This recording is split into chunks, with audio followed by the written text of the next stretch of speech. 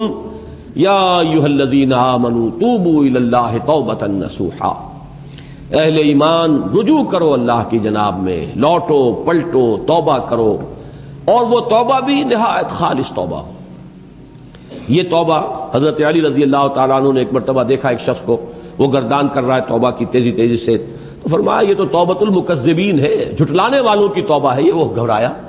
تو پھر آپ نے فرمایا توبہ وہ ہوتی ہے جس کے ساتھ وہ ساری کیفیات ہو، شدید ترین پشیمانی ہو کہ میں کیا کر بیٹھا ہوں، پھر یہ کہ آئندہ کے لیے عزم مصمم ہو کہ ہرگز دوبارہ یہ کام میں نہیں کروں گا،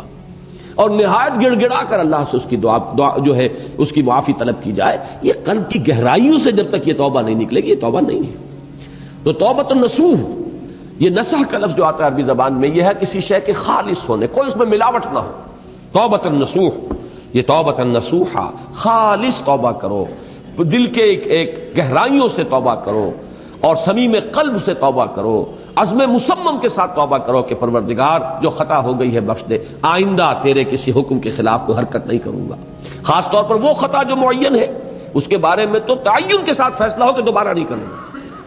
اس میں ہو سکتا ہے، جیسا کہ میں نے شاید آج دن میں کسی گفتگو میں عرض کیا تھا،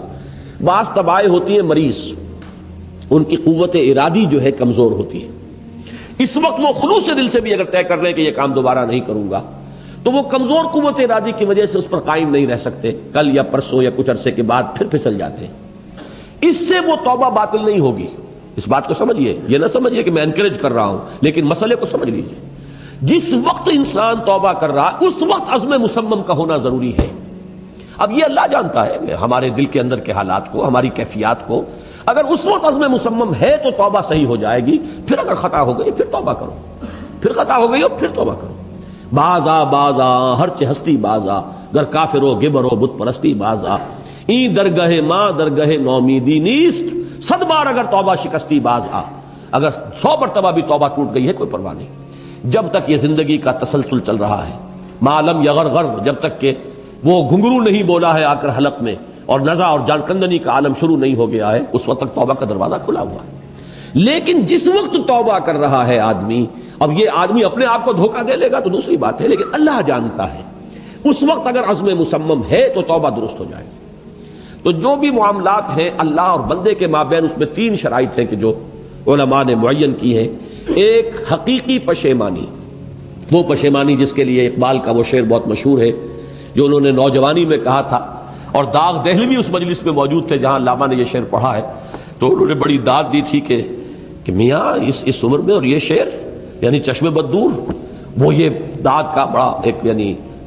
بلیغ انداز ہے۔ وہ شعر کیا تھا؟ موتی سمجھ کے شان کریمی نے چن لیے، قطرے جو تھے میرے عرق انفعال کے، شرمندگی کے احساس سے پیشانی کے اوپر اگر پسینہ آ گیا ہے، شرمندگی ہے اللہ میں یہ کیا کر بیٹھا، اے اللہ مجھ سے یہ کیا ہو گیا، تو یہ شرمندگی سے اگر عرق آلود ہو گئی ہے پیشانی، تو اللہ کو یہ اتنی محبوب ہے کہ موتی سمجھ کے شان کریمی نے چن لیے، قطرے جو تھے میرے عرق انفعال کے۔ حدیث میں یہ مضمون آیا ہے، اللہ کو کتنی خوشی ہوتی ہے اپنے بندے کے توبہ سے۔ بائبل کی ایک سٹوری جو ہے دی پروڈیگل سن، وہ آپ کو یاد ہوگی کہ ایک شخص کے کئی بیٹے تھے، اکثر جو تھے سارے بڑے فرما بردار، بڑے عمدار، سعادت مند کام کرنے والے، ایک تھا نٹ کھٹ قسم کا شریر، وہ اپنی دولت بھی بٹوا کے لے گیا، اور پھر وہ بہت سال کے بعد آیا ہے تو سخت یعنی فقیری کے اور قلاشی کے عالم میں باپ نے واقعی سب سے توجہ ہٹا کر اپنی ساری محبت کا مرکز پھر اس بچے کو بنا لیا، اپنے بیٹے کو۔ تو وہ سعادت مند بیٹے تھے، انہوں نے کہا کہ یہ کیا کیا آپ نے، یہ ایسا اور یہ ایسا اور یہ ایسا اس نے یہ کیا، اور آج آپ پھر اس کے لیے وہی آپ کی محبت جو ہے وہ یہاں پھر اس کے جو ہے شامل حال ہو گئی ہے۔ تو انہوں نے کہا کہ تم دیکھتے نہیں کہ اگر کوئی چرواہا ہو اور اس کی اگر 100 بھیڑیں اور بکریاں ہیں، تو اگر کوئی بھیڑیا کسی ایک بکری کو اٹھا کر لے جائے تو 99 کو چھوڑ کر اس کے پیچھے بھاگتا ہے اس کو بچانے کے لیے۔ جو میرے ہیں وہ تو ہے ہی ہے، جو مجھ سے دور چلا گیا تھا وہ اگر لوٹ کر آیا ہے تو در حقیقت یہ ہے میری توجہ کا اور میری محبت کا سب سے زیادہ مستحق۔ یہی معاملہ اللہ کا، یہ در حقیقت ایک پیرابل ہے، ایک کہانی ہے جس میں اللہ کی وہ شفقت جو ہے اپنے گناہ گار بندوں کے جو شامل حال ہوتی ہے جب وہ توبہ کرتے ہیں، جس کے لیے حدیث میں آخری بات بیان کر دی گئی کہ تصور دیا گیا ہے کہ ایک لق و دق سے راہ میں ایک شخص سفر کر رہا تھا، ایک ہی اونٹنی سواری کی، اسی پر اس کا راشن بھی تھا، پانی بھی تھا۔ تھوڑی دیر کے لیے وہ ایک درخت کے سائے میں بیٹھا سستانے کے لیے، دھوپ کی تمازت سے بچنے کے لیے، تو ذرا بیٹھا بیٹھا اونگ گیا۔ اب جو آنکھ کھلی تو دیکھا کہ اونٹنی غائب ہے، اس کا سفر کا ذریعہ وہی، پانی اسی پر، راشن اسی پر، گویا کہ کل زندگی کا ذریعہ جو ہے وہ اونٹنی تھی اس کی، لقو دق سے رہا ہے، کہاں جائے، کہیں پانی نہیں، کچھ کھانے کے لیے نہیں، دیوانہ وار دوڑتا ہے دائیں بائیں ادھر ادھر اونٹنی کو ڈھونڈنے کے لیے، کہیں سراغ نہیں ملتا، تو وہ اب موت کے انتظار میں درخت کے نیچے آ کے بیٹھ جاتا ہے، مایوسی کی انتہا، موت کا انتظار، کہ اچانک دیکھتا ہے کہ اونٹنی تو کھڑی ہوئی ہے۔ تو اب اس پر شادی مرگ کی کیفیت طاری ہوتی ہے۔ وہ کہنا تو یہ چاہتا تھا اللہ میں تیرا بندہ ہوں تو میرا رب ہے، کہہ یہ جاتا ہے کہ اللہ تو میرا بندہ میں تیرا رب ہوں، زبان لڑکھڑا گئی ہے اس خوشی کی شدت کی وجہ سے۔ تو حضور فرماتے ہیں کہ اللہ کو اپنے کسی گناہگار بندے کی توبہ سے اس سے بھی کہیں زیادہ خوشی ہوتی ہے۔